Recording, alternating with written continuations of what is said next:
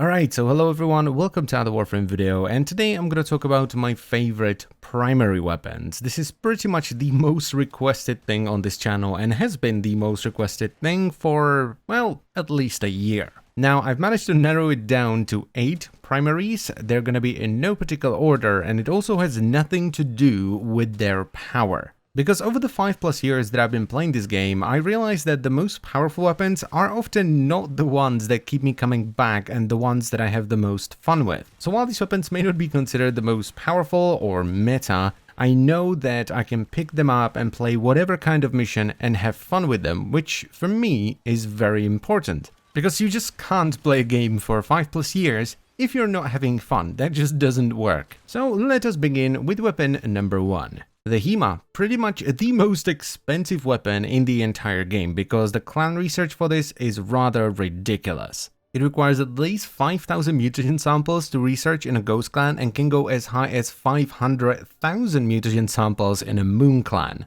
Now, one thing you will notice with these weapons is that I often run some quality of life on them. I don't usually min-max them. So for example, with the Hema, I am running a status build with gas and viral, but I'm also running Val acceleration for faster fire rate, which just feels better, and fast hands for faster reload speed, even though the base reload speed isn't that bad. It just feels better with faster reload. I'm actually even thinking about putting in primed fast hands instead. Now, I fell in love with this thing basically as soon as I picked it up, partially due to the fact that it really reminds me of the Hive Hand from Half-Life, which, unsurprisingly, was one of my favorite weapons in the game. Now, the Hema was a very solid weapon to begin with, but they made it even better with the addition of unlimited ammo with the weapon rebalancing, where they made the weapon work the way they basically told us it would to begin with, where it doesn't have an ammo pool, but it drains a little bit of your life every time you reload. And that coolness factor combined with that nice bit of screen shake every time you fire it and the rhythm of the fire rate, it's just awesome. So if by any chance your clan has put in the time and effort to research this excruciatingly expensive thing, I would recommend you pick it up. And I would also highly recommend you try a gas viral setup because it gives the weapon a little bit of AoE and makes it more usable overall.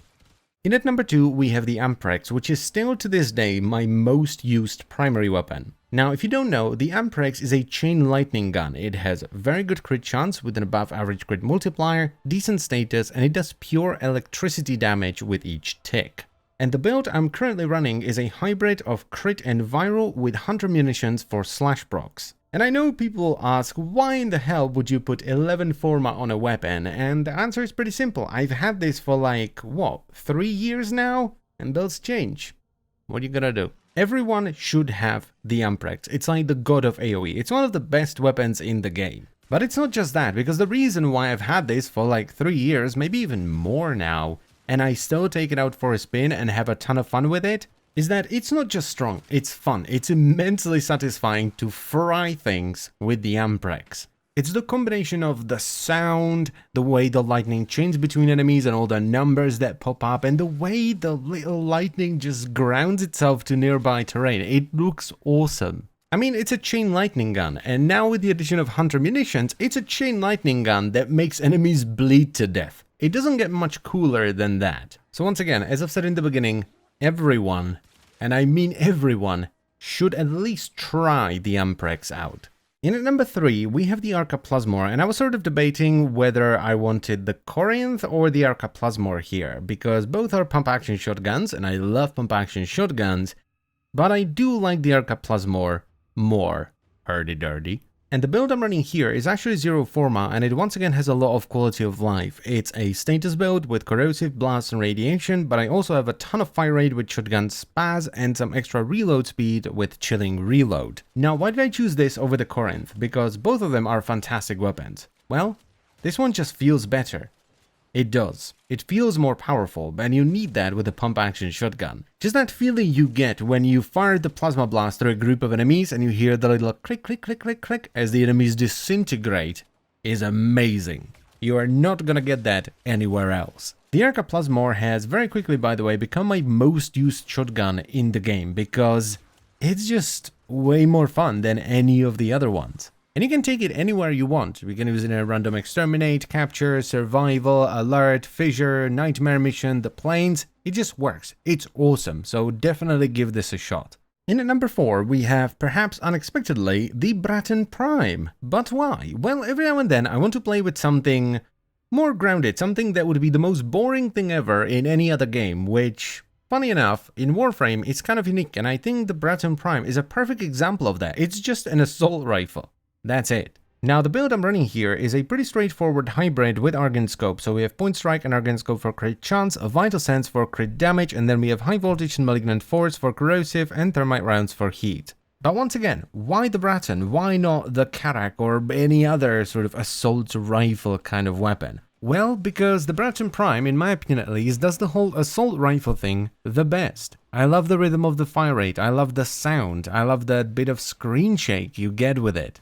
It's just fun to run around and shoot things with it. And for me, you know, someone who's been playing this game for years and done the whole endless runs and min-maxed everything and realized that that's a really good way to not play the game for very long, that's enough. So if every now and then you feel like you want to tone it down a little bit and play with something more grounded, the Bratton Prime is a perfect weapon to do it with. Which leads us to weapon number 5, the only true lever action rifle in the game, the Grimlock. This is one of the few weapons that I really like, and I also have a ribbon for it, so the build is a little bit different to what you might build, but I have a hybrid build here that focuses on slash procs and viral. And it's why I'm using Fanged Fuselage here, so that I boost the slash damage so there is a higher chance of proccing slash. Oh yeah, and the ribbon, by the way, is just mad amounts of crit chance and damage. Now, this one is even more subjective than the other ones, believe it or not, because it's a lever action rifle, and I really like lever action rifles, both in-game and in real life. So chances are you might not enjoy it as much if you don't like lever action rifles. That doesn't mean it's a bad weapon though, it's actually rather strong, especially if you have the Syndicate Augment, which gives you mad amounts of crit chance. This is one of the very few single shot weapons that I still use a lot in normal gameplay, because aside from hunting the Eidolons, the game has become very enemy heavy, and a lot of the single shot weapons are just not that much fun to use. I think the Syndicate proc here helps a lot, because every now and then you will get that satisfying Syndicate explosion that will give you some room clear. But the most important thing here, once again, just like with the previous weapons and the upcoming weapons, is that it feels good to use.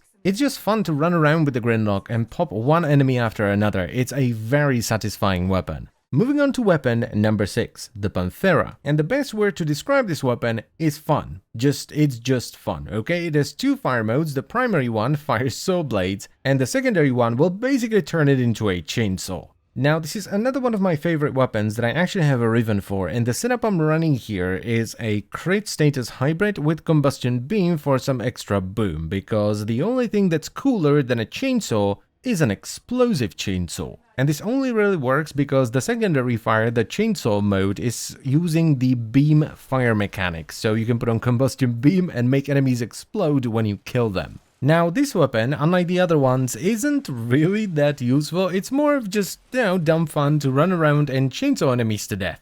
That's pretty much it. There isn't much else to say about it. It's just fun to run around and chainsaw dudes while humming the Doom theme song. In at number 7, we have my all-time favorite, the Prisma Tetra, or the standard version of the Tetra. Doesn't matter. And this weapon is here purely because of the way it feels, because it's not that strong. It's not completely terrible, especially if you have a ribbon for it, like me, but it's not the strongest weapon in the world. But good God, does it feel amazing to use. The rhythm on the fire rate, the sound, the screen shake, the flashing of lights as the bullets fly around. It's awesome.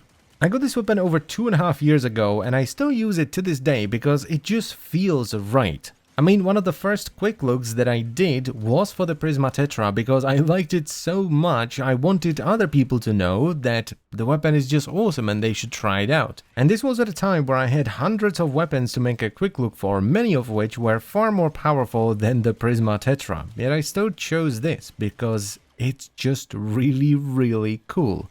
And finally, at number 8, we have essentially what is Prisma Tetra on steroids, the Supra Bundle. This baby right here has 300 rounds in the mag with a fire rate of 12.5 rounds per second, which I have of course amplified to 16.25 rounds per second with shred on my hybrid build.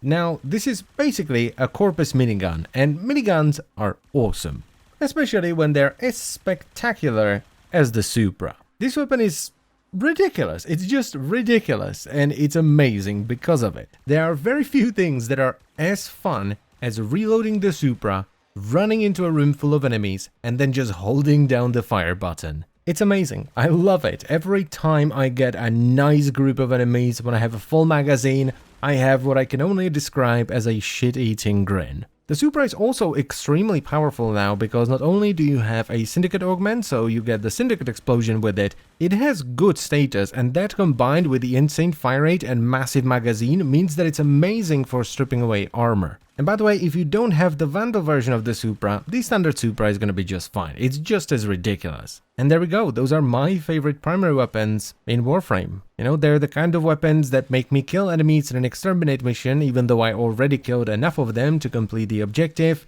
They're the kind of weapons that make me lose survival missions because I wasn't paying attention, I was just having fun and my life support ran out. And they're also the kind of weapons that I can take into the plains and run around for hours and just have fun. They're the kind of weapons that make me come back over and over and over again to just have fun even after all those years. So as always, I thank you very much for watching, I hope you've enjoyed the video, and I will see you next time. Bye bye.